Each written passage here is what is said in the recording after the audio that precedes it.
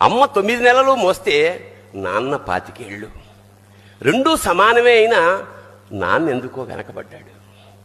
ఇంట్లో జీతం తీసుకోకుండా అమ్మ, తన జీతం అంతా ఇంటికే ఖర్చు పెడుతూ నాన్న, ఏది కావాలి అంటే అది వడ్డీ పెడుతూ అమ్మ, ఏది కావాలంటే అది కొని పెడుతూ నాన్న. ఇద్దరి ప్రేమ సమానమే అయినా అమ్మకొచ్చిన పేరు ముందు నాన్న ఎందుకో బాగా వెనకబడ్డాడు.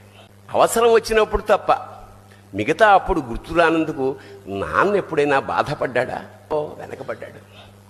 అమ్మకి మాకు బీరువా నిండా రంగురంగుల చీరలు బట్టలు, నాన్న బట్టలకు దండెం కూడా నిండదు.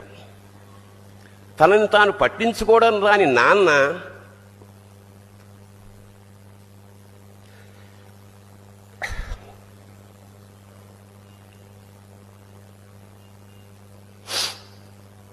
ఎందుకో మాకు కూడా పట్టనంత వెనకపడ్డాడు.